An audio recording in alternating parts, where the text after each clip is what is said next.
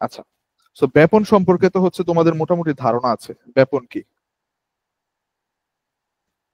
Jamie বলতে পারো? ব্যাপন কি একদম সহজ ভাষায় যদি বলি আমি, ব্যাপন বলতে হচ্ছে আমরা কি বুঝি?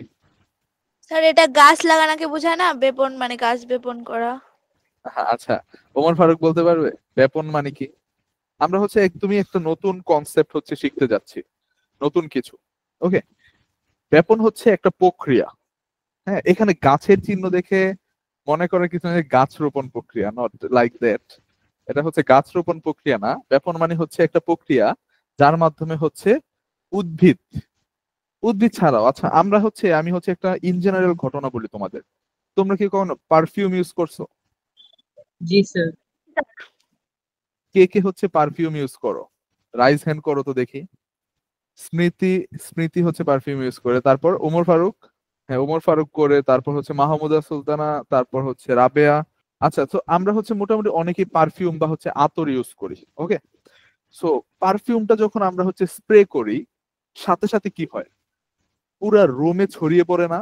এটা কি কখনো ভেবে দেখেছি যে কিভাবে হচ্ছে সম্পূর্ণ রুমের মধ্যে বা সম্পূর্ণ কক্ষে পারফিউমের স্মেলটা হচ্ছে ছড়িয়ে পড়ে? হ্যাঁ, পারফিউমের হচ্ছে যে স্মেল বা হচ্ছে গন্ধ, ওইটা হচ্ছে ছড়িয়ে পড়ে সম্পূর্ণ রুমে। ওইটা হচ্ছে কিভাবে হয়? তো ওই যে প্রক্রিয়াটা যার মাধ্যমে হচ্ছে কি হয়, কোনো কিছু ছড়িয়ে পড়ে, তাকে হচ্ছে আমরা বলি ব্যাপন। ওকে, রাহুল কি হচ্ছে বুঝতে পেরেছো ব্যাপন কাকে বলে? জি স্যার। তার মানে কি, তুমি যদি এক কথায় বলতে বলি তাহলে তুমি ব্যাপনকে কিভাবে সংজ্ঞায়িত করবে? যেই কোনো, প্রক্রিয়ায় বেশি ঘনত্বের হ্যাঁ, এলাকা থেকে পদার্থ অণুগুলো কম ঘনত্বের এলাকায় গমন করে তাকেই ব্যাপন বলে। ওকে, দ্যাটস মিন ব্যাপন হচ্ছে একটা প্রক্রিয়া যার মাধ্যমে বেশি ঘনত্বের জায়গা থেকে যে কোনো কিছু হইতে পারে, এটা পানি হতে পারে, এটা কি গ্যাস, তো এই যে বেশি ঘনত্বের জায়গা থেকে হচ্ছে কম ঘনত্বের জায়গার মধ্যে ছড়িয়ে পড়ে, এটাকেই হচ্ছে আমরা বলতেছি যে ব্যাপন। দ্যাটস মিন ব্যাপন মানে হচ্ছে ছড়িয়ে পড়া। ওকে, একদম সহজ কথায় ব্যাপন বলতে আমরা কি বলতে পারি? ব্যাপন মানে ছড়িয়ে পড়া। তারপরে আসি হচ্ছে আমরা অভিস্রবণ। অভিস্রবণ প্রক্রিয়া সম্পর্কে কারো কি কোনো আইডিয়া আছে? নতুন হচ্ছে আমাদের মধ্যে হচ্ছে লিটন, লিটন আহমেদ হচ্ছে জয়েন করেছো। তারপর হচ্ছে সাবিহা, সাবিহা মানে রাবেয়া বর্ষি নামে হচ্ছে একটা আইডি থেকে সাবিহা জয়েন করেছো, তাই না? জি স্যার। স্যার সাবিহা নাকি সাবিহা সাবিয়া? না সাবিহা? সাবিহা। স্যার আচ্ছা, সততা বলেন সাবিহা। আপনি। ওকে, অভিশ্রবণ কি সম্পর্কে তোমার কোনো ধারণা আছে? অভিশ্রবণ কি? স্যার, হ্যাঁ ওমর ফারুক বলো। স্যার যে প্রক্রিয়া হচ্ছে মানে দুটি দুটি পদার্থ, মানে একটি পদার্থ অন্য পদার্থের মধ্যে হচ্ছে শোষিত হয়। দেখো, অভিশ্রবণ মানে হচ্ছে কি, এই নামের মধ্যে আছে কি, এক জায়গা থেকে হচ্ছে আরেকটা জায়গায় হচ্ছে স্রবিত হবে, মানে হচ্ছে শোষিত বা হচ্ছে ছড়িয়ে পড়বে, তাই না? So, অভিস্রবণ হচ্ছে এমন একটা প্রক্রিয়া যার মধ্যে একটা অর্ধবেদ্য পর্দা থাকবে, আর দুই পাশে দুইটা ভিন্ন ঘনত্বের কি থাকবে, তরল পদার্থ থাকবে। এই যে এইখানে হচ্ছে একটা পর্দা থাকবে, এই পাশে একটা তরল পদার্থ থাকবে, এখানে হচ্ছে আরেকটা তরল পদার্থ থাকবে। ওকে, তো দুইটার ঘনত্ব কিন্তু আলাদা হবে, ঘনত্ব ভিন্ন। ওকে, সো ভিন্ন ঘনত্বের দুইটা তরল পদার্থের মধ্যে যখন আমি একটা অর্ধভেদ্য পর্দা দিই, এটাকে বলা হয় অর্ধভেদ্য। ভেদ্য পর্দা দিয়ে হচ্ছে আমি দুইটাকে সেপারেট করে রাখি। হ্যাঁ, তখন হচ্ছে একটা পদার্থ কি করে, যেখানে হচ্ছে ঘনত্বটা বেশি, হ্যাঁ ওই দিকে হচ্ছে কম ঘনত্ব। ফর এক্সাম্পল ধরো এটা হচ্ছে কম ঘনত্ব আর এটা হচ্ছে বেশি ঘনত্ব। ওকে, তো একটা আরেকটা দিকে হচ্ছে যায়, গিয়ে হচ্ছে ওই ঘনত্বটা কি করে, ব্যালেন্স করে। তার মানে হচ্ছে দুইটাই একই ঘনত্বে লাভ করার চেষ্টা করে। আচ্ছা, লিটন বলছে যে হচ্ছে মেহেদি হাসান আচ্ছা ওকে ফাহিম, ঠিক আছে। সো এইটা হচ্ছে আমার অভিস্রবণ প্রক্রিয়া। অভিস্রবণ প্রক্রিয়ায় অর্ধবেদ্য পর্দার গুরুত্ব অনেক বেশি। যদি অর্ধবেদ্য পর্দা না থাকে তাহলে অভিস্রবণ কাইন্ড অফ কি হয়ে যাবে, ব্যাপন হয়ে যাবে। বাট যখনই হচ্ছে ব্যাপন প্রক্রিয়ার মধ্যে একটা অর্ধবেদ্য পর্দা চলে আসে, তখন ওইটাকে আমরা বলি অভিস্রবণ প্রক্রিয়া। কিশমিশ দেখছো কখনো তোমরা? কিশমিশ কে খেয়েছো? জি জি স্যার, স্যার। খাইছি। স্যার আমি হ্যাঁ, সাবিহা বলছে। তারপর হচ্ছে স্মৃতি, স্মৃতি কি স্যার আমার কথা শুনতে সাবিহা পাচ্ছ? না সাবিহা? সাদিহা, জি ওকে সাদিহা, তোমাদের নাম হচ্ছে আমি ভুলে যাই, তো আমি খাতায় লিখে রাখি সাদিহা। আর একটু আগে আরেকজনের নাম হচ্ছে কি বলছিলে যেন, কি জানি? রুকাইয়া। রুকাই, আচ্ছা। সাদিহা আর হচ্ছে স্যার সাবিহানা। স্যার সততা বলেন না। সাদিহানা। না স্যার সততা বলেন, সততা। আচ্ছা সততা, ঠিক আছে। তারপর হচ্ছে ফাহিম। ওকে, আচ্ছা ঠিক আছে, তো তিনজনের নাম হচ্ছে আমি মনে রাখছি। আর আর জেমি, তারপর হচ্ছে ওমর ফারুক, বাকিদের নাম এভাবে আমার মনে আছে। তো এই হচ্ছে আমাদের অভিস্রবণ প্রক্রিয়া। তারপরে আসে হচ্ছে প্রস্বেদন। আচ্ছা, কিশমিশের কথা বলতেছিলাম। কিশমিশ হচ্ছে আমরা যখন পানিতে ভিজিয়ে রাখি তখন কি হয়, কিছুক্ষণ পর কিশমিশ গুলো ফুলে ওঠে না? হ্যাঁ, দেখছি আমরা কখনো? কিশমিশ হচ্ছে প্রথমে কি থাকে, চ্যাপ্টা থাকে। যখন হচ্ছে এটা আমরা পানিতে ভিজিয়ে রাখি তখন হচ্ছে এটা ফুলে ফুলে ওঠে। কেন ফুলে ওঠে বলতো? কারণ কিশমিশের যেই চামড়া বা হচ্ছে যে আবরণটা থাকে কিশমিশের চারপাশে, ওইটা হচ্ছে একটা অর্ধবেদ্য পর্দা, যার কারণে পানি এর মধ্যে দিয়ে সহজে কি করতে পারে, কিশমিশের মধ্যে প্রবেশ করতে পারে। কিন্তু কিশমিশের ভিতর থেকে যে ঘন পদার্থটা, দ্যাটস মিনস তোমরা বলতে পারো যে হচ্ছে সুগার টাইপের, সুক্রোজ ফ্রুক্টোজ এগুলো থাকে, ওইগুলো হচ্ছে বের হতে পারে না, যার কারণে হচ্ছে কিশমিশটা কি হয়, ফুলে ওঠে। তো এইটা হচ্ছে অভিস্রবণ প্রক্রিয়ার একটি উদাহরণ। এছাড়াও তোমরা দেখবে অনেকক্ষণ হচ্ছে পানিতে হাত ভিজিয়ে রাখতে হাতও হচ্ছে কি হয়ে যায়, চুপসে যায়। ওইটাও হচ্ছে একটা অভিস্রবণ প্রক্রিয়া, যে হাতের মধ্যে থেকে তরল পদার্থটা হচ্ছে বাইরে চলে আসে, যার কারণে হাত হচ্ছে চুপসে যায়। হ্যাঁ, তারপরে তারপরে আসে হচ্ছে প্রস্বেদন প্রক্রিয়া। প্রস্বেদন প্রক্রিয়া হচ্ছে এমন একটি প্রক্রিয়া যার মধ্যে কি উদ্ভিদ পাতার মাধ্যমে তার দেহের অতিরিক্ত যে পানি থাকে ওইটা হচ্ছে কি করে দেয়, বাইরে বের করে দেয়। তো এইটাও হচ্ছে একটা শারীরবৃত্তীয় প্রক্রিয়া উদ্ভিদের। এখানে গাছটা দেওয়ার উদ্দেশ্য হলো এই গাছের মাধ্যমে বা গাছের মধ্যে এই তিনটা প্রক্রিয়া তিনটাই হয়। প্রস্বেদন হয় এখানে পাতার মধ্যে, পাতার মাধ্যমে। অভিস্রবণ হয়, এই যে মূল যখন হচ্ছে পানি শোষণ করে, এটা অভিস্রবণ প্রক্রিয়ায় হয়। আর অভিস্রবণ প্রক্রিয়ার মধ্যে হচ্ছে আবার কি থাকে, ব্যাপনও থাকে। ওকে, কম ঘনত্বের থেকে বেশি ঘনত্বের দিকে ছড়িয়ে পড়ে, অথবা সরি, বেশি ঘনত্ব থেকে কম ঘনত্বের দিকে ছড়িয়ে পড়ে। তো এই সব কিছুই হচ্ছে আমরা উদ্ভিদের মধ্যে দেখতে পাই। ইভেন আমরা হচ্ছে আমাদের হিউম্যান বডি তো হচ্ছে আমরা এই সবগুলা প্রক্রিয়া হচ্ছে আমরা দেখতে পাই। তো এখানে হচ্ছে বলা হয়েছে যে উদ্ভিদের পানি ও খনিজ লবণ শোষণ, পরিবহন ও বাষ্পমোচন প্রক্রিয়া, এই সকল প্রক্রিয়া হচ্ছে তিনটি পদ্ধতির মাধ্যমে হয়। একটা হচ্ছে ব্যাপন, আরেকটা হচ্ছে অভিস্রবণ, আর লাস্ট কি, প্রস্বেদন। ওকে, সো এই ছিল আমাদের হচ্ছে আজকের ক্লাসের ইন্ট্রোডাকশন। তারপরে হচ্ছে আমরা আজকের ক্লাসে কি কি শিখবো ওই সম্পর্কে হচ্ছে একটু জানি। সো আমাকে হচ্ছে একজন হেল্প করো, রুকাইয়া হচ্ছে আমাদের একটু পড়ে শোনাও যে আজকের ক্লাসে হচ্ছে অধ্যায় শেষে আমরা কি কি শিখতে পারবো। এই অধ্যায় শেষে আমরা নিম্নলিখিত বিষয়গুলো দক্ষতার সাথে বুঝতে ও ব্যাখ্যা করতে সক্ষম হব। 1. বেপন প্রক্রিয়া। কিভাবে পদার্থ অণু উচ্চ ঘনত্ব থেকে নিম্ন ঘনত্বের দিকে সত্য ছড়ায়। জীবদেহের গ্যাসীয় বিনিময় ও পুষ্টি পরিবহন এর ভূমিকা। নাম্বার 2. অভিস্রবণ প্রক্রিয়া। অর্ধভেদ্র পদ্মার মাধ্যমে পানির চলাচল, উদ্ভিদের মূল দ্বারা পানি শোষণের মৌলিক নীতি। নাম্বার 3. প্রস্বেদন। উদ্ভিদ কিভাবে পাতার মাধ্যমে বাষ্পকারের পানি ত্যাগ করে, এই প্রক্রিয়ার পরিবেশগত গুরুত্ব। নাম্বার 4. পানি ও খনিজ শোষণ। মূলরোপ দ্বারা পানি শোষণের ধাপসমূহ, মাটি থেকে খনিজ লবণ শোষণের কৌশল।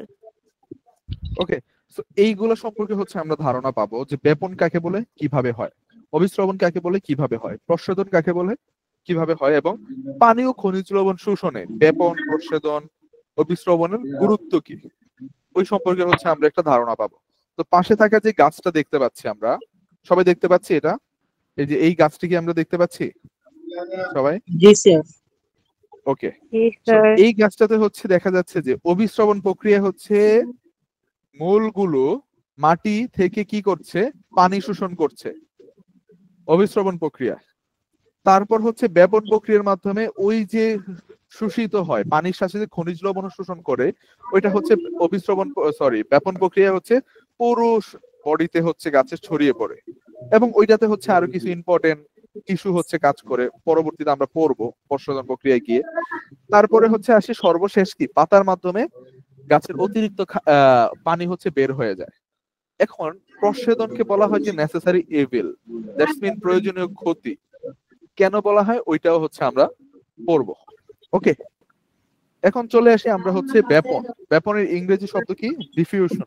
ডিফিউশন মানে হচ্ছে ব্যাপন বলতে আমরা বুঝি। এখন আসো সংজ্ঞা ব্যাপনের। ব্যাপনের সংজ্ঞাটা পড়ো, কে পড়বে? হ্যাঁ, ওমর ফারুক পড়ো। সংজ্ঞা: ব্যাপন হলো এমন একটি ভৌত প্রক্রিয়া যেখানে কোনো পদার্থের অণু বা কণাগুলো নিজেদের গতিশক্তির কারণে উচ্চ ঘনত্বের অঞ্চল থেকে নিম্ন ঘনত্বের অঞ্চলে ছড়িয়ে পড়ে এবং দুটি অঞ্চলের ঘনত্ব সমান হওয়া পর্যন্ত এই প্রক্রিয়া চলতে থাকে।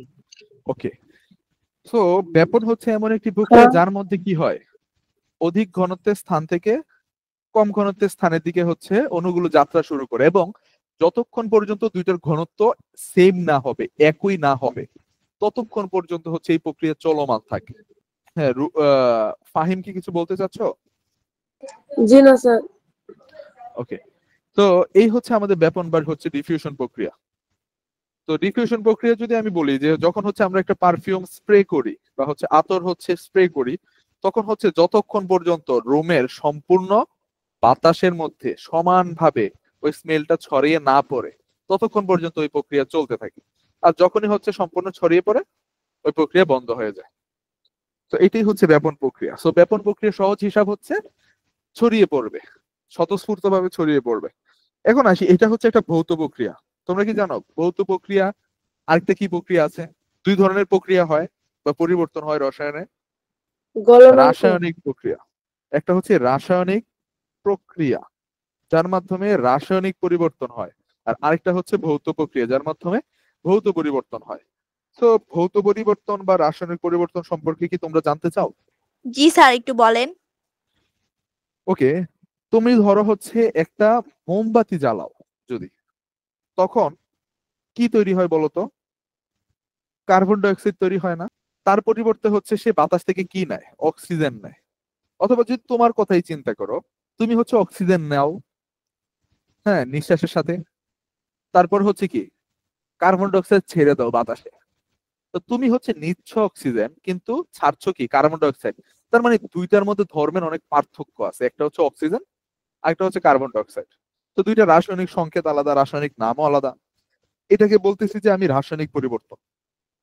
কিন্তু তুমি যে ব্যাপন করো, ব্যাপনের ফলে জাস্ট ওই যে পারফিউমটা ছড়ায় পড়ছে, বাট এটার কোনো রাসায়নিক তেমন পরিবর্তন হয় নাই। তার মানে কি, যেহেতু কোনো রাসায়নিক পরিবর্তন হয়ে নতুন কোনো যৌগ বা মৌল বা অণুপরমাণু তৈরি করে না, তার মানে এটা হচ্ছে একটা ভৌত পরিবর্তন। আর যদি রাসায়নিক পরিবর্তন হতো, নতুন ধরনের কিছু তৈরি করে ফেলতো। বুঝতে পেরেছো সবাই রাসায়নিক পরিবর্তন আর ভৌত পরিবর্তনের মধ্যে পার্থক্য কি? জি স্যার। ওকে, সুবা কি আছে? সুবা, আচ্ছা সুবা নাই। জেমি হচ্ছে আমাদের ব্যাপনের বৈশিষ্ট্য এবং উদাহরণগুলো পড়ে শোনাও। জেমি কথা শুনতে পাচ্ছ? আচ্ছা, সততা হচ্ছে পড়ে শোনাও আমাদের যে ব্যাপনের বৈশিষ্ট্য এবং উদাহরণ। সততা কি শুনতে পাচ্ছ আমার কথা? আমাদের হচ্ছে ব্যাপনের বৈশিষ্ট্যটা একটু পড়ে শোনাও। আচ্ছা, তোমরা হচ্ছে আমার সাথে যে কোনো ব্যাপার হচ্ছে শেয়ার করতে পারো। হ্যাঁ, এই সাবজেক্ট রিলেটেড হোক বা হচ্ছে যে কোনো অন্য সাবজেক্ট রিলেটেড হোক, যে কোনো ধরনের প্রবলেম স্কুলের বা হচ্ছে তোমাদের হোমওয়ার্ক রিলেটেড যে কোনো কিছু হচ্ছে আমার সাথে শেয়ার করতে পারো এবং বলতে পারো। আমি হচ্ছে খুবই স্টুডেন্টদের খুব মানে স্টুডেন্ট ফ্রেন্ডলি, সো আমাকে যে কোনো শেয়ার প্রবলেম বললে আমি হচ্ছে ওইটা সলভ করার চেষ্টা করবো তোমাদের। আর সবাই মাইক্রোফোন চাইলে অন রাখতে পারো। ফাহিম পড়ো, আমাদের পড়ে শোনাও। জি স্যার। ব্যাপনের বৈশিষ্ট্য: স্বতঃস্ফূর্ত প্রক্রিয়া, শক্তির প্রয়োজন হয় না। 2. দ্রাব্যতা ও তাপমাত্রার উপর নির্ভরশীল, তাপমাত্রা বাড়লে ব্যাপনের হার বাড়ে। 3. গ্যাস ও তরলে দ্রুততম, অণুগুলোর গতি বেশি বলে গ্যাস ব্যাপন সবচেয়ে দ্রুত ঘটে। 4. ঘনত্বের গ্রেডিয়েন্ট প্রয়োজন, উচ্চ ঘনত্ব নিম্ন ঘনত্বের দিকে অণু চলাচল করে। ওকে, এখন আসো এখানে উদাহরণ: একটা নন ওয়ার্ড যেটা হচ্ছে ঘনত্বের গ্রেডিয়েন্ট। ঘনত্বের গ্রেডিয়েন্ট সম্পর্কে তোমাদের আইডিয়া আছে কারো? জি না স্যার। গ্রেডিয়েন্ট মানে হচ্ছে ঘনত্বের পার্থক্য। সো আমি হচ্ছে সহজ ভাষায় বলে দেই, গ্রেডিয়েন্ট বলতে বোঝায় যে হচ্ছে পার্থক্য। সো দেখো, ঘনত্বের পার্থক্য যদি না থাকে আমরা কি দেখি ব্যাপন প্রক্রিয়া বন্ধ হয়ে যায়, তাই না? আর যতক্ষণ পর্যন্ত ঘনত্বের পার্থক্য থাকবে ততক্ষণ পর্যন্তই হচ্ছে ব্যাপন প্রক্রিয়া চলতে থাকবে, এবং উচ্চ ঘনত্বের স্থান থেকে নিম্ন ঘনত্বের স্থানের দিকে হচ্ছে কি করবে, অণুগুলো হচ্ছে যা যেতে থাকবে। তো দ্যাট ইজ কল ব্যাপন প্রক্রিয়া। তো যখনই হচ্ছে ঘনত্বের কোনো পার্থক্য থাকবে না, সব সমান হয়ে যাবে, তখনই হচ্ছে আমাদের ব্যাপন প্রক্রিয়া বন্ধ হয়ে যাবে। ওকে, উদাহরণ পড়ো। জি স্যার। স্যার একটা প্রশ্ন উদাহরণ ছিল। 1। হ্যাঁ হ্যাঁ, প্রশ্ন বলো, যে কোনো প্রশ্ন বলতে পারো আমাকে। স্যার ওই যে ওইখানে দেওয়া আছে ব্যাপনের বৈশিষ্ট্য 1 সত্য হ্যাঁ, সফলতা। তো ওটা স্বতঃস্ফূর্ত। স্বতঃস্ফূর্ত, স্বতঃস্ফূর্ত মানে কি? নিজে নিজেই হয়, যে কারো কোনো সাহায্য লাগে না, নিজে নিজেই হয়, কোনো শক্তির প্রয়োজন হয় না, এটাকে বলা হয় স্বতঃস্ফূর্ত প্রক্রিয়া। সততা বুঝতে পেরেছো? জি স্যার। আচ্ছা, সততা রাহুল, রাহুল নামে হচ্ছে কে জয়েন করেছে? আমি হচ্ছে নাম হচ্ছে একটু পেঁচাই ফেলছি। তো যে মানে কোশ্চেনটা করেছো বুঝতে পেরেছো তুমি? জি স্যার। আচ্ছা, তারপরে পড়ো, ফাহিম পড়ো উদাহরণ। উদাহরণ 1। ঘরে আতর বা পারফিউম ছড়ালে গন্ধ চারদিকে ছড়িয়ে পড়ে। 2। চায়ে চিনি দিলে কিছুক্ষণ পর মিষ্টি স্বাদ সমানভাবে ছড়ায়। 3। সালোক সংশ্লেষণে পাতায় CO2 প্রবেশ ও O2 নির্গমন। 4। শ্বসনে কোষে O2 প্রবেশ ও CO2 নির্গমন। ওকে, এখানে CO2 মানে কে বলতে পারবা বলো তো? স্যার কার্বন কার্বন ডাই অক্সাইড। ওকে, দিস মানে কার্বন ডাই অক্সাইড। আর O2 মানে কি? অক্সিজেন। অক্সিজেন। আমরা কোনটা হচ্ছে নেই আর কোনটা ছাড়ি বলো তো? স্যার অক্সিজেন নেই, কার্বন ডাই অক্সাইড ছাড়ি। বাকিরা জানো? জি স্যার। তো আমরা হচ্ছে ব্যাপন প্রক্রিয়ার মাধ্যমে এই প্রক্রিয়াগুলো, যে অক্সিজেন নেই কার্বন ডাই অক্সাইড ছাড়ি, ওইগুলো হচ্ছে ব্যাপন প্রক্রিয়ার মাধ্যমেই হয়। হ্যাঁ, যখন হচ্ছে আমরা ওইটা আরো কমপ্লেক্স প্রক্রিয়া। তোমরা যদি হচ্ছে কখনো আমি তোমাদের যদি ব্লাড সার্কুলেশন পড়াই, তখন হচ্ছে ওইটা নিয়ে হচ্ছে আরো আলোচনা করব, যদি ইন ফিউচারে পড়াই। আর যদি তোমরা কেউ অনেক বেশি ইন্টারেস্টেড হও তাহলে হচ্ছে আমি বলতে পারি, ওইটার জন্য একটু সময় লাগবে। ওকে, তো আচ্ছা, ব্যাপনের আরেকটা বৈশিষ্ট্য হচ্ছে তাপমাত্রার উপর নির্ভর করে। এটা হচ্ছে সবাই লক্ষ্য করেছো, যে তাপমাত্রা যদি বাড়ে তাহলে হচ্ছে ব্যাপনের হারও বাড়ে। এটা অনেক সময় আসে যে তাপমাত্রা যদি বৃদ্ধি পায় তাহলে ব্যাপনের হার কি ধরনের পরিবর্তন হয়? বৃদ্ধি পায়, কমে, একই থাকে, নাকি কোনো পরিবর্তন হয় না? তোমরা তখন কি অ্যান্সার দিবে এমসিকিউতে? এটা থেকে একটা এমসিকিউ আসে। স্যার প্রশ্নটা রিপিট করেন। যদি হচ্ছে দ্রাব্যতা বা হচ্ছে তাপমাত্রা বৃদ্ধি পায় কোন একটি তরল পদার্থের, তখন ব্যাপন হার কিভাবে পরিবর্তন হয়? বৃদ্ধি পায়, কমে যায়, নাকি হচ্ছে একই থাকে, না কোনোটি নয়? স্যার বৃদ্ধি পায়। হ্যাঁ, দ্যাটস মিন দ্রাব্যতা যদি বাড়াই আমি, দ্যাটস মিন কোন একটা শরবতের মধ্যে যদি আমি চিনি বেশি দেই, এটা বেশি পরিমাণ হচ্ছে দ্রবীভূত হবে এবং ছড়াবে। তোমরা কি কখনো চিনি দিয়ে শরবত, যে কোনো ধরনের শরবতে চিনি যখন দিছো, এমন কি মনে হয়েছে যে চিনির কোথাও একটু মিষ্টি বেশি কোথাও একটু মিষ্টি কম? এমন কি হয়? না স্যার। সব জায়গায় সমান পরিমাণে হচ্ছে মিষ্টি থাকে। তারপরে চলে আসে আমরা ব্যাপন চাপ বা ডিফিউশন প্রেসার। ডিফিউশন প্রেসার হচ্ছে তোমাদের জন্য খুবই একটা নতুন ওয়ার্ড বা হচ্ছে নতুন টার্ম, যেটা হচ্ছে হয়তো অনেকেই জানো না, যে হচ্ছে ডিফিউশন চাপ আবার কি। নর্মালি তো হচ্ছে আমরা চাপ জানি, চাপ মানে কি? বল প্রয়োগ করে কোনো কিছুকে ধাক্কা দেওয়া বা হচ্ছে কি করা, কোনো কিছুর উপর বল প্রয়োগ করা একটা নির্দিষ্ট পরিমাণ ক্ষেত্রফলের উপর, ওইটাকে আমরা চাপ বলি। বাট ব্যাপনেরও হচ্ছে আবার চাপ হয়, এটা আবার কি ধরনের বিষয়? সেখানে বলা হয়েছে যে অণুগুলোর গতিশক্তির কারণে যখন হচ্ছে অণুগুলো এক জায়গা থেকে, মানে বেশি ঘনত্বের জায়গা থেকে কম ঘনত্বের জায়গার দিকে ছড়িয়ে পড়া শুরু করে, তখন হচ্ছে এদের একটা গতিশক্তি প্রাপ্ত হয়, এবং যা তাদের ছড়িয়ে পড়তে বাধ্য করে। বেসিক্যালি কেউই হচ্ছে নিজের জায়গা থেকে সরতে চায় না, কিন্তু হচ্ছে এমন একটা চাপ তৈরি হয় তখন, যার কারণে অণুগুলো এক জায়গা থেকে আরেক জায়গায় ছড়িয়ে পড়তে বাধ্য হয়। ওই যে চাপ, এইটাকেই হচ্ছে ব্যাপন চাপ বলতেছে, যার কারণে হচ্ছে অণুগুলো উচ্চ ঘনত্বের জায়গা থেকে নিম্ন ঘনত্বের জায়গায় ছড়িয়ে পড়া শুরু করে। তো এই যে ঘনত্ব বেশি হলে ব্যাপন চাপ বেশি হয়, এটা হচ্ছে মনে রাখতে পারো। ঘনত্বের সাথে ব্যাপন চাপের সম্পর্ক কি? ঘনত্ব যদি বেশি হয় ব্যাপন চাপও বেশি হয়। এবং কম ঘনত্বে চাপ কম হয়। যদি ঘনত্ব কম হয় তাহলে চাপ কম হয়। ওকে, তো জীবদেহে ব্যাপনের গুরুত্ব, এটা হচ্ছে একটি ইম্পর্টেন্ট, এটা হচ্ছে আমাদের পড়ে শোনাও, রুকাইয়া পড়ে শোনাও। স্যার ব্যাপন চাপ থেকে পড়বো? না, জীবদেহে ব্যাপনের গুরুত্বটা just। জীবদেহে ব্যাপনের গুরুত্ব: শাসন, অক্সিজেনের কোষের প্রবেশ ও কার্বন ডাই অক্সাইড বের হয়। উদ্ভিদের প্রচ্ছেদন, পাতার মাধ্যমে জলীয় বাষ্প নির্গমন। পুষ্টি শোষণ, অস্ত্রে খাদ্যরস থেকে পুষ্টি উপাদান শোষণ। স্নায়ু সংকেত, নিউরোট্রান্সমিটার। ট্রান্সমিটারে ব্যাপনের মাধ্যমে স্নায়ুকোষের সংকেত প্রেরণ। তো এগুলো হচ্ছে একটু আনকমন জিনিস, এইটা বেসিক্যালি হচ্ছে একটা এক্সট্রা জিনিস হচ্ছে তোমাদের হচ্ছে যুক্ত করেছি, যেটা হচ্ছে তোমাদের একটু জেনে রাখা দরকার, তাই। ওকে, তো অন্ত্রে, এটা হচ্ছে অন্ত্রে খাদ্যরস শোষণ। আমরা যখন খাবার খাই তখন কিন্তু হচ্ছে অন্ত্রে মানে কি, আমাদের পাকস্থলী হইতে পারে, ওইখানে হচ্ছে খাবারের ঘনত্ব অনেক বেশি থাকে, অনেক পরিমাণ পুষ্টি থাকে, কিন্তু আমাদের যে হচ্ছে অন্ত্রের যে হচ্ছে ওয়াল গুলা থাকে ওইখানে তেমন বেশি হচ্ছে এত বেশি পুষ্টির পরিমাণ থাকে না, যার কারণে হচ্ছে পাকস্থলী থেকে হচ্ছে খাবারটা শোষণ হয়, ব্যাপন প্রক্রিয়ার মাধ্যমে হয় ওইটা। তো এখানে হচ্ছে একটা ব্যাপন প্রক্রিয়ার উদাহরণ বা হচ্ছে এক্সাম্পল হচ্ছে দেওয়া আছে, যে এই যে অণুগুলো হচ্ছে একটা জায়গায় সংকুচিত ছিল, যখন হচ্ছে আমরা এগুলাকে হচ্ছে ছেড়ে দেই তখন হচ্ছে কি হয়, এগুলো সব জায়গায় ছড়িয়ে পড়া শুরু করে, দ্যাটস মিন সব জায়গায় স্বতঃস্ফূর্ত ভাবে ছড়ায়, এটাকেই হচ্ছে আমরা ব্যাপন বলছি।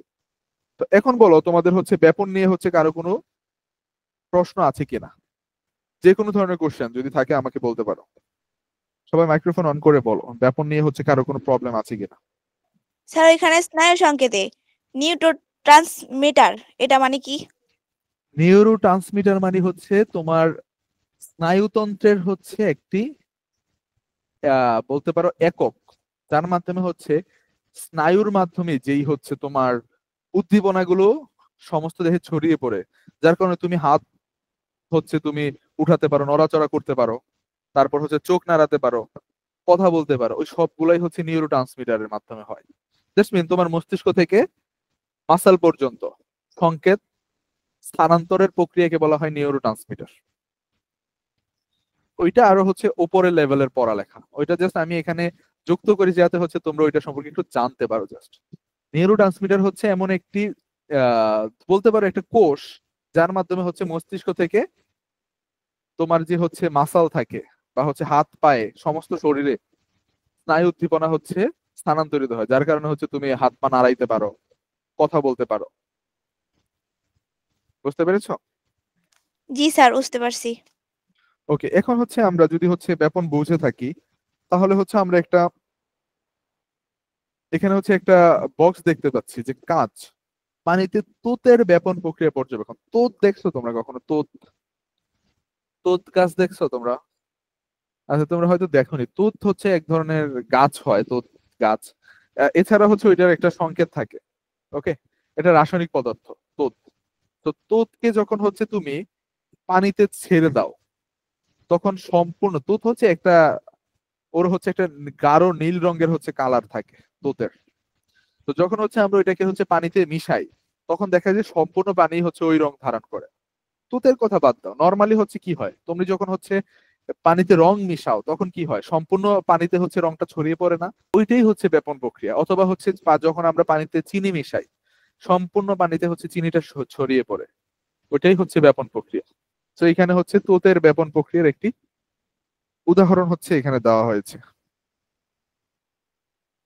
ওকে, এখন আসি হচ্ছে আমরা ব্যাপনের গুরুত্ব কি আমাদের জীবনে, এটা হচ্ছে কে পড়ে শোনাবে? ওমর ফারুক হচ্ছে পড়ে, আচ্ছা হ্যাঁ ওমর ফারুক। ইরিন কি আছো? ইরিন, ইরিন আহমেদ। জি স্যার। আমাদের হচ্ছে ব্যাপনের গুরুত্বটা পড়ে শোনাও তো।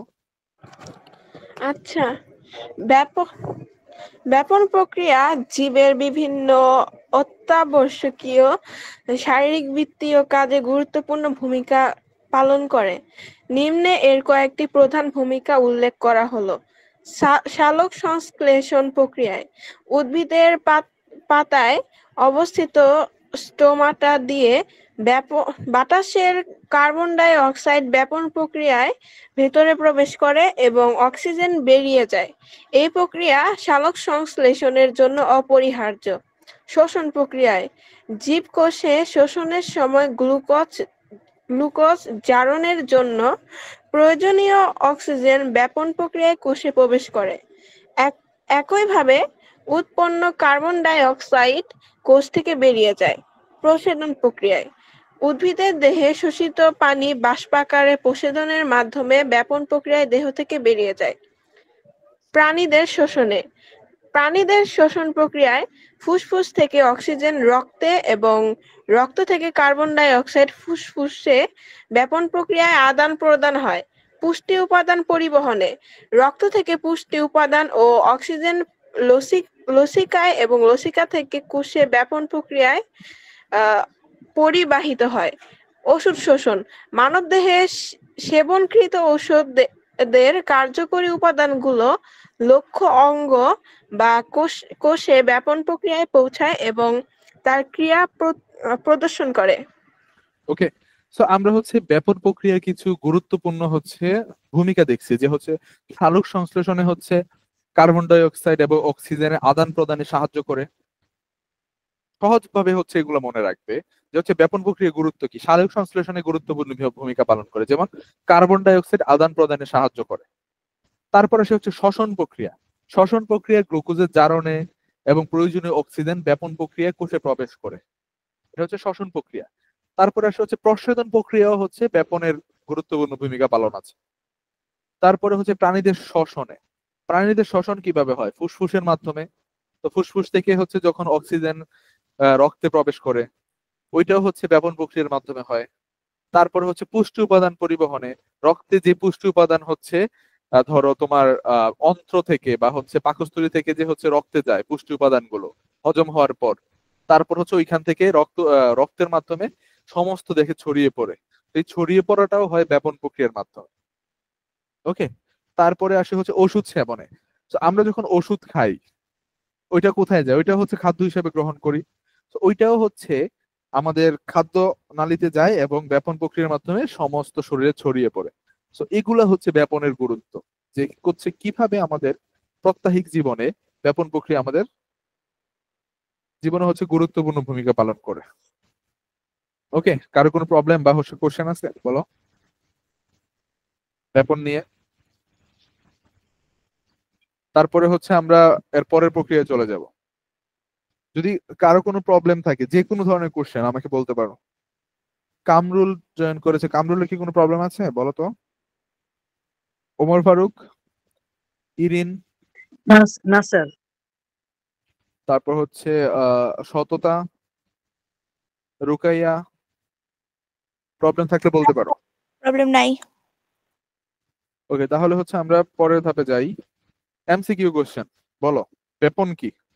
সবাই কোশ্চেন অ্যান্সার দাও। যে হচ্ছে মাইক্রোফোন অন করে বলতে চাও বলো ব্যাপন স্যার কি? স্যার উচ্চ ঘনত্ব থেকে নিম্ন ঘনত্বের দিকে অণুর চলাচল। ওকে, ওমর ফারুক বলছে যে ক নাম্বার হচ্ছে অ্যান্সার। বাকিদের? হ্যাঁ স্যার, ক। জি ওকে, ক। আর বাকিরা কি বলতে চাও, কোনটা হবে অ্যান্সার? উত্তর হবে ক বা এ আর কি, উচ্চ ঘনত্ব থেকে নিম্ন ঘনত্বের দিকে অণুর চলন। সেকেন্ড কোশ্চেন, নিচের কোনটি ব্যাপনের উদাহরণ নয়? ভাবনা চিন্তা করো। Sir C. উদ্ভিদের মূল দ্বারা পানি শোষণ। বাকিদের? সি বলছে, স্যার সি। আচ্ছা, স্যার সি তারপর হবে। সি। তারপর এটার অ্যান্সার সি নাও হইতে পারে, বলে দিলাম। তারপর কোনটা অপশন হইতে পারে বলো? স্যার তাহলে ডি। বাকিরা? মাহমুদা সুলতানা বলো কি হবে অ্যান্সার? হচ্ছে সি, মূল ধারা পানি শোষণ। নিচের কোনটি ব্যাপনের উদাহরণ নয়? এটি অবিস্রবণের উদাহরণ। চেঞ্জ করছে যে সেই কিন্তু ফেসে গেছে। ওকে, তারপরে কোশ্চেনে যাই। ব্যাপনের হার সবচেয়ে বেশি কোন মাধ্যমে? এটার অ্যান্সার কি হবে? এটার অ্যান্সার কি বলতে?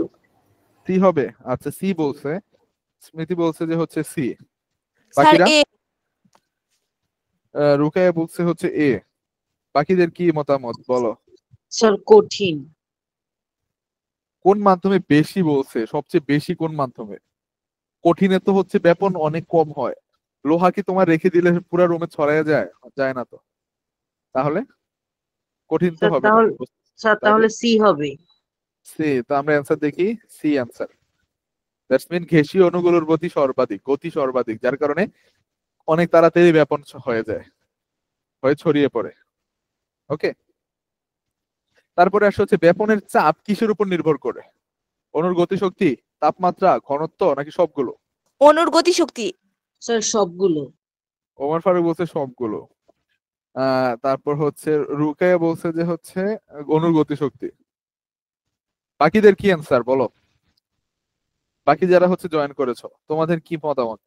এটা এখানে কোনটা হতে পারে? মাহমুদা বলো কোনটা হবে। তারপর হচ্ছে কামরুল, সততা। অ্যান্সার কি হবে এখানে? অ্যান্সার হবে সবগুলি। স্যার অনুর গতিশক্তি। সবগুলি। যদি তুমি ঘনত্ব বাড়াও, মানে হচ্ছে পানিতে যদি চিনি দাও আরো, তাহলে হচ্ছে ও আরো ব্যাপন হার হইতে থাকবে। ঠিক আছে, তারপর হচ্ছে তাপমাত্রা বাড়ালো, আমরা জানি ব্যাপন হার বাড়ে বা ব্যাপন চাপ বাড়ে, যার কারণে ব্যাপনও বাড়ে। অণুর গতিশক্তি বাড়লেও ব্যাপনের চাপ বাড়ে। তো তিনটাই যদি হয় তাইলেই হচ্ছে ব্যাপন চাপ বাড়ে, দ্যাটস মিন ব্যাপন বাড়ে। তো সবগুলাই হবে এখানে অ্যান্সার। 5 নাম্বার, এটা মনে হয় লাস্ট। জীবদেহে ব্যাপনের গুরুত্বপূর্ণ ভূমিকা কি? উদ্ভিদের পানি শোষণ, শ্বসনে অক্সিজেন এবং কার্বন ডাই অক্সাইড বিনিময়, প্রোটিন সংশ্লেষণ, নাকি ডিএনএ প্রতিলিপন? এ স্মৃতি বলো কি হবে? এ। স্যার এ হ্যাঁ মাহমুদা বলছে এ। ওকে, তো অ্যান্সার হচ্ছে এ, শ্বসনে অক্সিজেন এবং কার্বন ডাই অক্সাইডের বিনিময়। এখানে হচ্ছে একটা ম্যাথমেটিক্যাল প্রবলেম হচ্ছে অ্যাড করেছে, যদিও এটা তোমাদের নাই। এটা যদি পরে কেউ জানতে চাও আমাকে হচ্ছে জানিও, যে যদি কেউ জানতে চাও। তারপরে আমরা পরে চলে যাই যে হচ্ছে অবিশ্রবণ প্রক্রিয়া। এখন বলো তোমাদের ব্যাপন নিয়ে কারো কোনো কোশ্চেন আছে কিনা? আমি আবারও জিজ্ঞাসা করছি। তোমরা না অনেকেই স্যার। হচ্ছে ব্যাপন পড়োনি আগে, সো ব্যাপন নিয়ে হচ্ছে অনেকেরই হচ্ছে প্রবলেম হতে পারে, আমার সাথে শেয়ার করতে পারো। ওকে, তাহলে হচ্ছে আমরা অবিশ্রবণ প্রক্রিয়া যাই। অবিশ্রবণ কাকে বলে আমাদের একটু পড়ে শোনাও, সততা পড়ে শোনাও। অভিস্রবণ হলো এক ধরনের বিশেষ ব্যাপন প্রক্রিয়া যেখানে শুধু দ্রাবক অণু সাধারণ পানি চলাচল করে।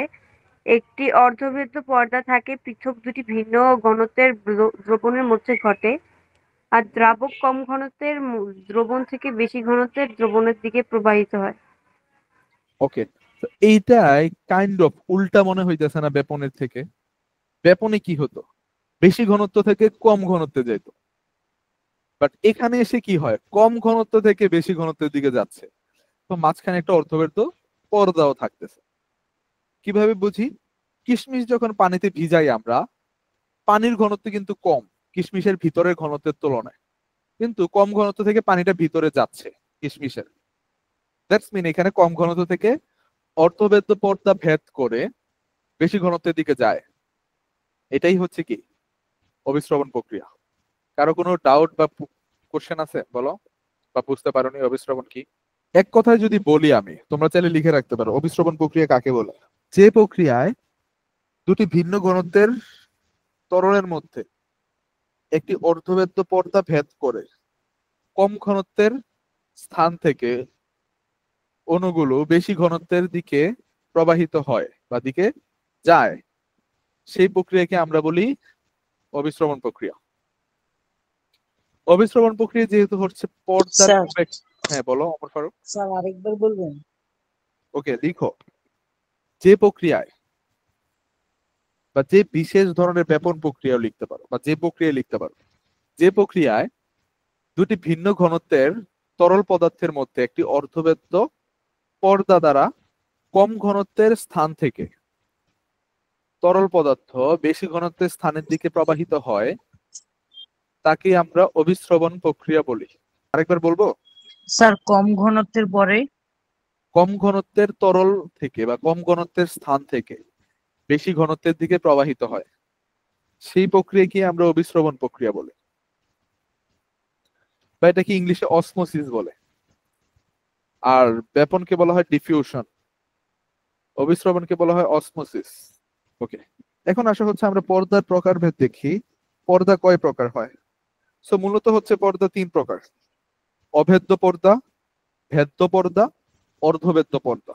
তো দেখেই বুঝতেছো তোমরা যে অভেদ্য পর্দা কি হবে, যেটা হচ্ছে ভেদ করে কেউ যাইতেই পারবে না।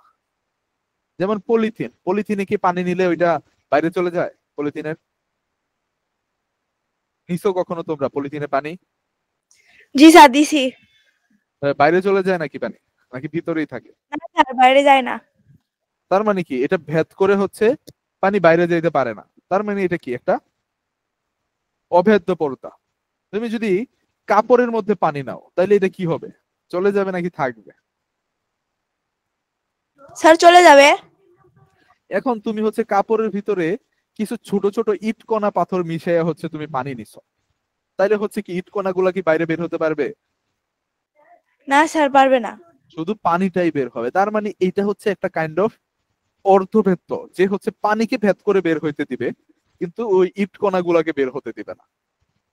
বলতে পারো এটা হচ্ছে একটা অর্ধভেদ্য পর্দা। পানি বাস্তব জীবনের উদাহরণ যদি দেয়, এছাড়া তো আমরা এখানে উদাহরণ দিয়ে রাখছি যে কোষ পর্দা বা ডিমের ভেতরে পর্দা, ওইগুলো অর্ধভেদ্য পর্দা। ভেদ্য পর্দা কি তাইলে? যার মধ্যে দিয়ে সবাই যাইতে পারে।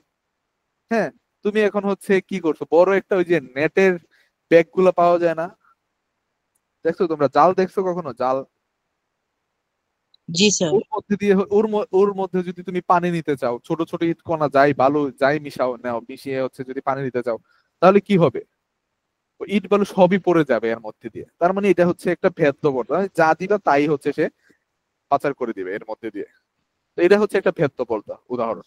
তো আমরা হচ্ছে একটু বইয়ের ভাষায় দেখি যে ভেদ্য পর্দা, অভেদ্য পর্দা আর অর্ধভেদ্য পর্দা কি। এখানে অভেদ্য বলতে বুঝেছে কোনো অণু চলাচল করতে পারবে না, এটা হচ্ছে একটা অভেদ্য পর্দা। এই উদাহরণ কি দিছে? পলিথিন, কিউটিন যুক্ত কোষ প্রাচীর। তো উদ্ভিদ দেহের যে কিউটিন যুক্ত কোষ প্রাচীর থাকে, কিউটিন হচ্ছে একটা রাসায়নিক পদার্থ। ওই কিউটিন যুক্ত কোষ প্রাচীর গুলোর মধ্যে দিয়ে হচ্ছে আহ কোনো অণু পরমাণু হচ্ছে চলাচল করতে পারে না। ওইটা হচ্ছে কোনো কোনো উদ্ভিদের দেহে থাকে, যেগুলো হচ্ছে উদ্ভিদের প্রতিরক্ষার কাজে সাহায্য করে। যার কারণে হচ্ছে কোনো কিছু হচ্ছে ভিতর থেকে বেরো হইতে দেয় না, বাইরে থেকে ভিতরে ঢুকতেও দেয় না, যাতে উদ্ভিদ রোগাক্রান্ত না হয়। ওইগুলো হচ্ছে অভেদ্য পর্দার উদাহরণ। তারপরে আসি হচ্ছে আমরা ভেদ্য পর্দা কি। সব অণু স্বাধীনভাবে চলাচল করতে পারে যে পর্দার মধ্যে দিয়ে, তাকে বলতেছি আমরা ভেদ্য পর্দা। তো ভেদ্য পর্দা সাধারণ কোষ প্রাচীর, যেটা মানে কোষের যে কোষ প্রাচীর সাধারণ যেটা, আর ওইটার উপর যদি আবার কিউটিকল যুক্ত করে দেই, কিউটিন, তাহলে এটা আবার অভেদ্য হয়ে যাবে। কিন্তু নর্মালি কোষ প্রাচীর কি হয়, ভেদ্য হয়, যার মধ্যে দিয়ে পানি, প্রোটিন, হ্যাঁ যে কোনো ধরনের হচ্ছে খনিজ লবণ চলাচল করতে পারে, অক্সিজেন চলাচল করতে পারে। সবার পরে আসে হচ্ছে অর্ধভেদ্য পর্দা, শুধু দ্রাবক অণু চলাচল করতে পারে। দ্রব্য আর দ্রাবক সম্পর্কে কারো আইডিয়া আছে? তাহলে মনে হয় পড়ছো তোমরা। দ্রব্য কি জি আর স্যার। দ্রাবক কি, আরেকটা কি আছে দ্রবণ। বলো, দ্রব্য কাকে বলে, দ্রাবক কাকে বলে, আর দ্রবণ কাকে বলে? কে বলতে পারবে? ওমর ফারুক বলো, দ্রব্য কাকে বলে? স্যার দ্রব হচ্ছে, স্যার যেটার মধ্যে হচ্ছে, আর বলো এমনি জাস্ট চিনি, পানি, এভাবে বলো দ্রব্যকে। স্যার দ্রব হচ্ছে পানি। আরে দ্রাবক হচ্ছে পানি, দ্রব্য হচ্ছে চিনি, জি স্যার। আর দ্রাবক যে দ্রবীভূত করে তাকে হচ্ছে আমরা বলি দ্রাবক। আর দ্রব্য এবং দ্রাবকের সংমিশ্রণে যে পদার্থটা তৈরি হয় তাকে আমরা বলি কি, দ্রবণ। দ্রব। ওকে, তো চিনি হচ্ছে আমার এখানে, যদি চিনি নেই, চিনি হচ্ছে আমার দ্রব।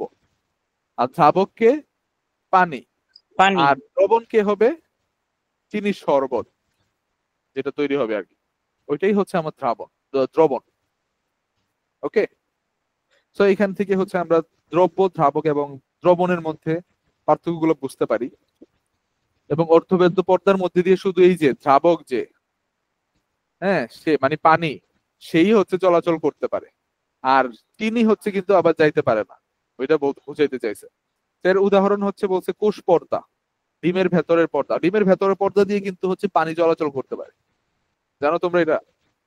ডিমের যে হচ্ছে ভিতরে পর্দা থাকে, মানে বাইরের খোলস যেটা থাকে, ওইটা ছাড়ানোর পরে আর একটা সাদা থাকে, দেখছো তোমরা কখনো অবজার্ভ করেছো যে এটা জি স্যার। ওই জিনিসটার মধ্যে দিয়ে পানি চলাচল করতে পারে। এ রুকাইয়া দেখছে, আর বাকিরা হচ্ছে দেখোনি, কখনো ডিম খাও নাই কখনো তোমরা। তারপরে হচ্ছে আমরা চলে যাই প্রসাধনের গুরুত্ব। এবার প্রসাধনে কারো কোনো প্রবলেম আছে কিনা, বা পর্দা সম্পর্কে কারো কোনো any kind of question you can ask without any hesitation. Okay, যদি প্রবলেম না থাকে তাহলে আমরা সামনে আগাই। অবিশ্রবণের গুরুত্ব, স্মৃতি হচ্ছে আমাদের একটু পড়ে শোনাও যে হচ্ছে অবিশ্রবণের গুরুত্ব কি। অবিশ্রবণের গুরুত্ব।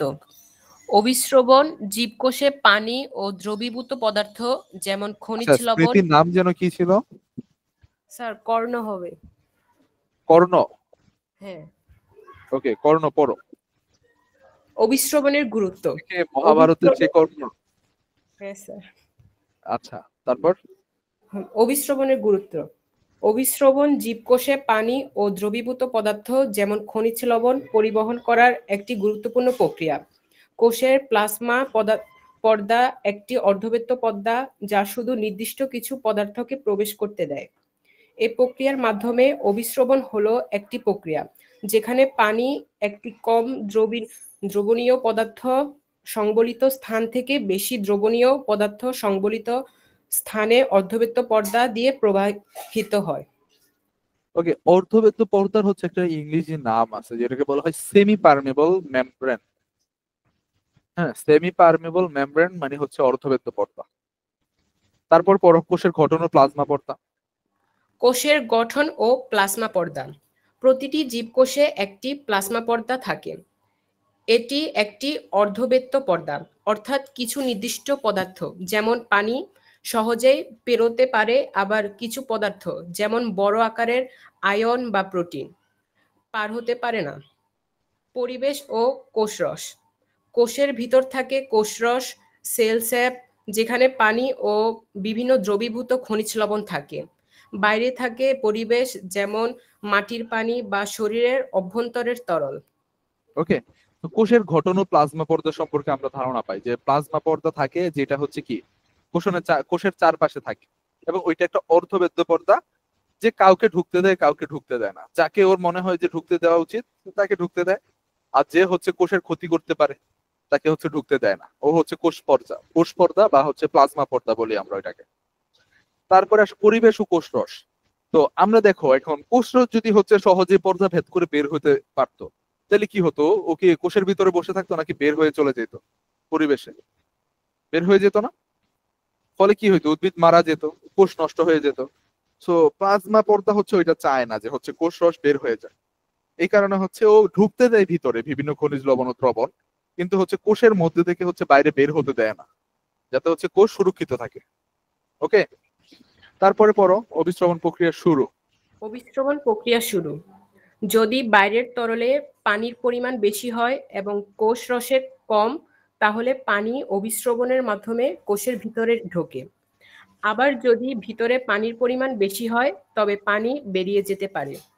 ওকে, সো এটা হচ্ছে দুই ডাইরেকশনে হইতেছে, আমরা বুঝতে পারতেছি। যদি হচ্ছে ভিতরে বেশি হয়ে যায়, হ্যাঁ আমরা কি জানি যেখানে হচ্ছে কম ঘনত্ব, অলওয়েজ কম ঘনত্ব থেকে বেশি ঘনত্বের দিকে যাত্রা শুরু করবে সে। তো ভিতরে যদি হচ্ছে ঘনত্ব কম হয়ে যায়, বাইরে যদি বেশি হয়, তখন ভিতর থেকে বাইরে চলে আসে পানি। আবার যদি হচ্ছে ভিতরে ঘনত্ব বেশি হয়, বাইরে কম হয় ঘনত্ব, তখন হচ্ছে বাইরে থেকে ভিতরে পানি যায়। সো মোট কথা হচ্ছে, একটা সহজ কথা মনে রাখো, অবিশ্রবণে হচ্ছে কম ঘনত্ব থেকে বেশি ঘনত্বের দিকে যায় একটি অর্ধবৃত্ত পর্দা অতিক্রম করে। সবাই কি এই কথাটা বুঝতে পারছো? সবাই বুঝতেছো এটা যে অবিশ্রবণ প্রক্রিয়া কি হয়? সহজ কথা, অবিশ্রবণ প্রক্রিয়া একটি প্রক্রিয়া যার মধ্যে কম ঘনত্ব থেকে বেশি ঘনত্বে যায়। ব্যাপনে হয়তো উল্টা, বেশি ঘনত্ব থেকে কম ঘনত্বে যায়। তো ওইখানে কোনো পর্দার কাহিনী ছিল না, বাট এখানে হচ্ছে একটা পর্দা ইম্পর্টেন্ট কম ঘনত্ব থেকে বেশি ঘনত্বে যাওয়ার জন্য। ওকে, তারপরে হচ্ছে পড়ো উদ্ভিদের ক্ষেত্রে গুরুত্ব কি।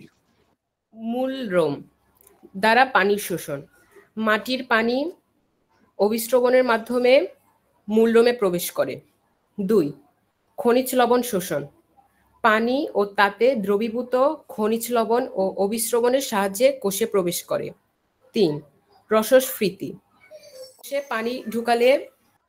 কোষে পানি ঢুকালে ভ্যাকুয়েল বড় হয়, কোষ ফুলে ওঠে, এটাকে বলে রসস্ফীতি।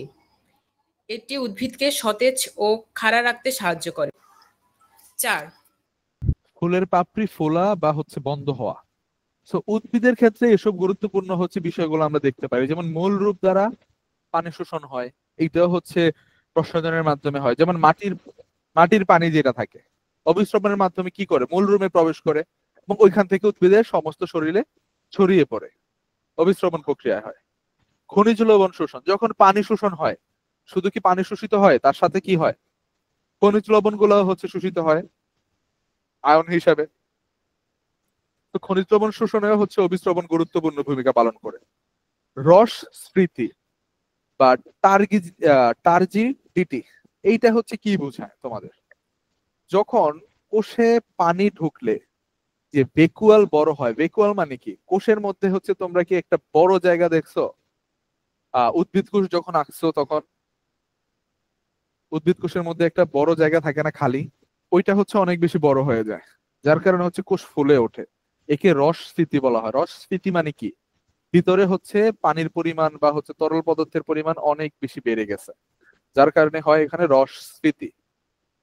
এবং এটি উদ্ভিদকে সতেজ ও খাড়া রাখতেও সাহায্য করে রস স্ফীতির কারণে। তারপরে আসে হচ্ছে ফুলের পাপড়ি ফোলা ও বন্ধ হওয়া। ফুলের পাপড়ি যে ফুলে মানে খুলে বা হচ্ছে বন্ধ হয়, ওইটাও হচ্ছে অবিশ্রবণের মাধ্যমেই হয়, অবিশ্রবণ প্রক্রিয়ার ফলেই হয়। ওকে, যখন হচ্ছে পানি হচ্ছে প্রবেশ করে তখন হচ্ছে পাপড়িগুলো ফেফে ওঠে বা হচ্ছে ফুলে ওঠে, খুলে যায়। আর যখন পানি বের হয়ে যায় তখন হচ্ছে পাপড়িগুলো বন্ধ হয়ে যায়। তার মানে সবকিছুই হচ্ছে এখানে অবিশ্রবণ প্রক্রিয়ার মাধ্যমে হচ্ছে। প্রাণীর ক্ষেত্রে কি গুরুত্বপূর্ণ, যেমন হচ্ছে প্রাণীর খাদ্য শোষণ হয়, যেমন পাকস্থলী বা অন্ত্র থেকে, হ্যাঁ, রক্তনালীতে যেভাবে খাদ্যটা শোষিত হয় ওইটাও হচ্ছে অবিশ্রবণ প্রক্রিয়ার মাধ্যমে হয়। এবং কিডনির পানি পুনঃশোষণ, ওইটাও অবিশ্রবণ প্রক্রিয়ার মাধ্যমে হয়। তো এই সব কিছুই হচ্ছে আমাদের উদ্ভিদ এবং প্রাণী দেহে অবিশ্রবণের গুরুত্ব সম্পর্কে আমাদের একটি ধারণা দেয়। কারো কোনো প্রবলেম বা হচ্ছে কোশ্চেন থাকলে বলো, না থাকলে আমরা পরবর্তীতে যাব। আর তোমাদের ক্লাসটা হয়তো একটু পরে শেষ। কয়টা পর্যন্ত ক্লাস তোমাদের? স্যার নির্দিষ্ট টাইম নাই। ওকে, আচ্ছা বলো, এটা অবিশ্রবণ সম্পর্কে তোমাদের কোনো কোশ্চেন আছে কিনা, প্রবলেম আছে কিনা? রুকের প্রবলেম আছে বা বুঝতে অসুবিধা হচ্ছে? না স্যার। তারপরে হচ্ছে সততা, স্যার। হ্যাঁ সব বুঝতে পারতেছো? জি স্যার। প্রবলেম থাকলে বলো, তোমার কথা শুনে মনে হচ্ছে কোথাও বুঝতে পারো না, না স্যার, কোনো প্রবলেম নাকি নাই। লেকচার অনেক বেশি কঠিন হয়ে গেছে? না স্যার। রাহুল আচ্ছা, ওমর ফারুক বুঝতে পারছো? জি স্যার। তারপর হচ্ছে কামরুল আচ্ছা নাসিম আক্তার নামে হচ্ছে জয়েন করেছো। তুমি হচ্ছে অবশ্যই রেকর্ডের ভিডিওটা দেখে নিবে। তো সার সংক্ষেপে আসি হচ্ছে আমরা অবিশ্রবণের গুরুত্ব, যেমন উদ্ভিদের ক্ষেত্র কি কি, উদ্ভিদের পানি শোষণে অবিশ্রবণ গুরুত্বপূর্ণ ভূমিকা পালন করে, খনিজ লবণ শোষণে অবিশ্রবণ গুরুত্বপূর্ণ ভূমিকা পালন করে, রস স্ফীতিতে অবিশ্রবণ পালন করে গুরুত্বপূর্ণ ভূমিকা, ফুল ফোটাতেও হচ্ছে অবিশ্রবণ গুরুত্বপূর্ণ ভূমিকা পালন করে, প্রাণীর অন্ত্রে খাদ্য শোষিত হতে অবিশ্রবণ প্রক্রিয়া গুরুত্বপূর্ণ ভূমিকা পালন করে, কিডনিতে পানির পুনঃশোষণে অবিশ্রবণ প্রক্রিয়া গুরুত্বপূর্ণ ভূমিকা পালন করে। তো এই হচ্ছে অবিশ্রবণ প্রক্রিয়ার গুরুত্ব। এখানে হচ্ছে দুইটা কোশ্চেন আছে, নিচে কোন প্রক্রিয়াটি একটি উদ্ভিদ কোষে প্লাজমোলাইসিস ঘটে? নিচের কোন প্রক্রিয়ায় একটি উদ্ভিদ কোষে প্লাজমোলাইসিস ঘটে? স্যার ডি হবে। হাইপারটনিক দ্রবণে রাখলে। প্লাজমোলাইসিস মানে হচ্ছে, আচ্ছা এটা তোমাদের জন্য একটু হার্ড হয়ে গেছে, একটু বেশি কঠিন হয়ে গেছে। হাইপারটনিক মানে হচ্ছে অনেক, এই দুইটা জিনিস আছে, একটা হচ্ছে হাইপো আর একটা হচ্ছে হাইপার। হাইপার মানে হচ্ছে অনেক বেশি, তোমার হচ্ছে ঘনত্ব কম, লেস ঘনত্বের একটা দ্রবণে যদি তুমি একটা উদ্ভিদ কোষকে রাখো তখন হচ্ছে প্লাজমোলাইসিস হয়। তার মানে ওই যে রস স্ফীতি হয়, মানে অনেক পরিমাণ তরল পদার্থ কোষের ভিতর ঢুকে যায়। এটি একটু একটু হার্ড লেভেলের কোশ্চেন, হাইপারটনিক দ্রবণে রাখলে। এইটা বলো, নিচের কোনটি অর্ধবেদ্য পর্দায় উদাহরণ নয়? কোনটি অর্ধবেদ্য পর্দা নয়? Dialysis tube, plasma membrane, cellulose, নাকি ডিমের ভেতরের পর্দা? স্যার ডিমের ভেতরের পর্দা। আর একটু ভাবো ডিমের ভেতরের পর্দা কি ছিল, আমরা দেখে আসি একটু। স্যার ডিমের ভেতরের পর্দা, হ্যাঁ ডিমের ভেতরের পর্দা অর্ধবেদ্য পর্দা। এখানে বলছে অর্ধবেদ্য পর্দা নয়, অর্ধবেদ্য পর্দা নয় বলছে, তাহলে তো ডিমের ভেতরের স্যার পর্দা তো 1 হবে। নাম্বারটা হবে। ডায়ালাইসিস টিউব অর্ধবেদ্য, ডায়ালাইসিস টিউব কিন্তু অর্ধবেদ্য। প্লাজমা মেমব্রেন দেখতে পারো, প্লাজমা মেমব্রেন কি দেখি তো আমরা, প্লাজমা মেমব্রেন কোথায়, এই যে প্লাজমা বা কোষ প্রাচীর আর কি, ওইটা হচ্ছে অভেদ্য। তাহলে লাস্ট অপশন কোনটা থাকে? সেলুলোজ। সেলুলোজ কোষ প্রাচীর হচ্ছে অর্ধবেদ্য নয়, এটা সম্পূর্ণই ভেদ্য। দেখো এখানে ডায়ালাইসিস যেটা, এটা একটা অর্ধবেদ্য। প্লাজমা মেমব্রেন যেটা, এটা অভেদ্য। ডিমের প্রাচীর যেটা, এটা হচ্ছে অর্ধবেদ্য। তার মানে একটাই অপশন থাকে এখানে, সেলুলোজ কোষ প্রাচীর, মানে নর্মাল যে কোষ প্রাচীর, বুঝতে পারছো? ওইটাই হচ্ছে অর্ধবেদ্য নয়, এটি সম্পূর্ণরূপে বেদ্য। প্লাজমা মেমব্রেনও অর্ধবেদ্য। এবার আসি অভিস্রবণ এবং ব্যাপনের মধ্যে পার্থক্য। এটা হচ্ছে তোমাদের HW থাকবে, তোমরা হচ্ছে বাসায় পড়বা অভিস্রবণ আর ব্যাপনের মধ্যে পার্থক্যগুলো। এটা অবশ্যই পরীক্ষায় আসে, যদিও 2 নম্বরের কোশ্চেন আছে অনুধাবনমূলক প্রশ্নে। 2টা বা হচ্ছে 3টা তোমার পছন্দের, 3টা বা 2টা হচ্ছে তোমরা মনে রাখতে পারো। যেমন সংজ্ঞা মনে রাখবে, আর পর্দার প্রয়োজন হয় কিনা ওইটা মনে রাখতে পারবে, অথবা হচ্ছে আহ শক্তির প্রয়োজন হয় কিনা, বা হচ্ছে সমতা অর্জনের, ওইগুলো হচ্ছে যে কোনো 2টা বা 3টা হচ্ছে তোমরা মনে রাখলেই হবে পরীক্ষার জন্য। ওকে, তো আজকে হচ্ছে তোমাদের ক্লাসটা এতটুকুই। আমরা হচ্ছে পরের দিন যদি হচ্ছে আমি ক্লাসটা নেই, তাহলে হচ্ছে আমরা উদ্ভিদে পানি ও খনিজ লবণ শোষণ সম্পর্কে পড়বো, খনিজ লবণ শোষণ পদ্ধতি সম্পর্কে জানবো, প্রস্বেদন হচ্ছে ইন ডিটেলস পড়ার চেষ্টা করব, এবং কোথায় প্রস্বেদন হয়, হ্যাঁ প্রস্বেদনের প্রকারভেদ কি কি ওইগুলো হচ্ছে পড়বো, অতিরিক্ত প্রস্বেদন হলে কি হয় ওইগুলো হচ্ছে আমরা পড়বো, হ্যাঁ প্রস্বেদনের উপকারিতা, পানি ও খনিজ লবণের পরিবহন, শোষণ প্রক্রিয়া, এগুলো হচ্ছে আমরা পড়বো। ওকে, আজকের ক্লাস সম্পর্কে হচ্ছে তোমাদের কোনো প্রবলেম বা কোশ্চেন থাকলে আমাকে বলো, তারপর আমরা ক্লাস শেষ করব। এভরিওয়ান, কোনো প্রবলেম আছে তোমাদের? না স্যার। ওকে, তোমাদের কি এরপরে তো আর কোনো ক্লাস নেই, তাহলে হচ্ছে যাদের প্রবলেম নেই তারা লিভ নিতে পারো, আর যাদের প্রবলেম আছে ওরা অবশ্যই বলো আমাকে। স্যার আসসালামু আলাইকুম। ওয়ালাইকুম আসসালাম। আসসালামু আলাইকুম স্যার। ওয়ালাইকুম আসসালাম।